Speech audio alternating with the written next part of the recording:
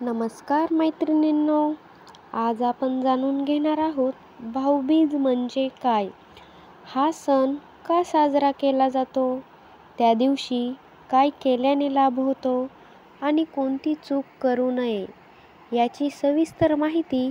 हा सण फक्त भावा बहिणीच्या प्रेमाचा नाही तर आपल्यातील नात्यांच्या पवित्रतेचं प्रतीक आहे.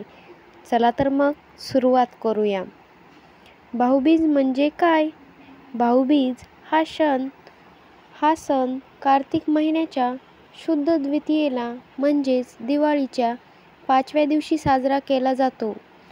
हा दिवस बहिणी आपल्या भावाला घरी बोलवतात, त्याला ओवाळतात, त्याच्या कपाळावर चंदन लावतात आणि त्याच्या दीर्घायुष्याची प्रार्थना करतात. भावंडांमधील स्नेह, माया आणि प्रेमाचे हे सुंदर प्रतीक आहे. या दिवशी बहीण आपल्या भावाला आवडते जेवण बनवते, जसे की पुरणपोळी, बासुंदी, श्रीखंड, लाडू.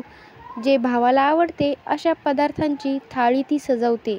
भाऊ आपल्या बहिणीला भेटवस्तू देतो, जसे की कपडे, पैसे, दागिने किंवा एखादी वस्तू. काहीतरी खास सरप्राईज म्हणून भाऊ आपल्या बहिणीला देतो.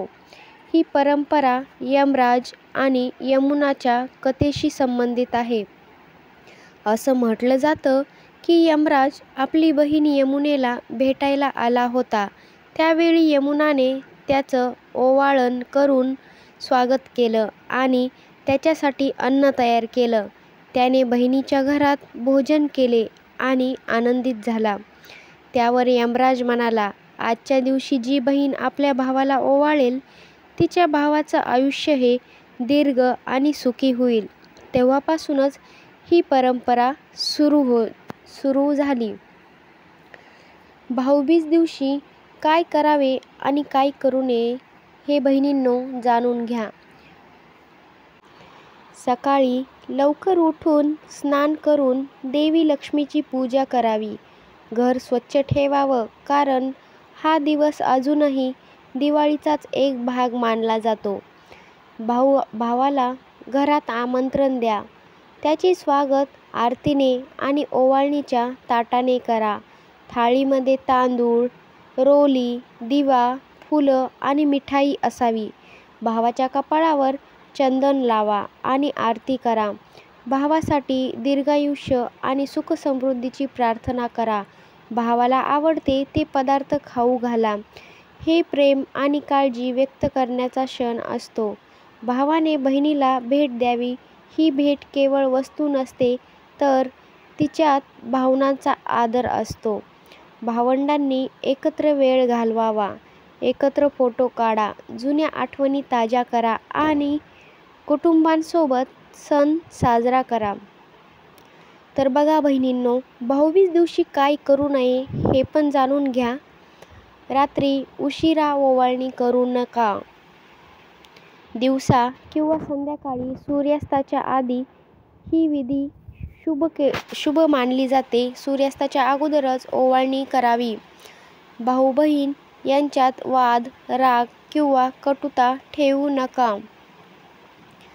या दिवशी एकमेकांना जे काही भांडणे असतील ते एकमेकांना क्षमा करा आणि एकमेकांशी प्रेमाने बोला.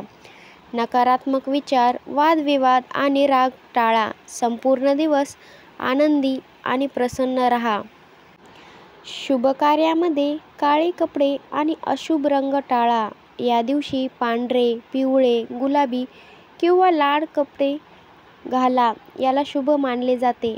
ओवाळणीची थाळी रिकामी ठेवू नका. त्यात नेहमी काहीतरी शुभ प्रतीक असावं, जसे की नारळ, मिठाई, साखर किंवा फुलं. तर बहिणींनो, जाणून घ्या भाऊबीजाचे महत्त्व काय आहे. हा दिवस फक्त परंपरेसाठी नाही, तर भावंडांमध्ये जिव्हाळ्याचं नातं मजबूत करण्यासाठी आहे. जी बहीण भावाला ओवाळते ती त्याच्यासाठी प्रार्थना करते, तर भाऊ तिच्या सुरक्षिततेसाठी वचन देतो. हा दिवस म्हणजे प्रेम, आदर आणि एकत्रतेचे प्रतीक आहे. तर मैत्रिणींनो, अशी आहे आपल्या भाऊबीजेची सुंदर परंपरा. तुम्हीही यावर्षी तुमच्या भावाला प्रेमाने ओवाळा आणि सण आनंदाने साजरा करा. ही माहिती तुम्हाला आवडली असेल तर व्हिडिओला लाईक, शेअर आणि चॅनलला सबस्क्राईब करायला विसरू नका बरं का. जय श्रीकृष्ण, जय श्री स्वामी समर्थ. धन्यवाद.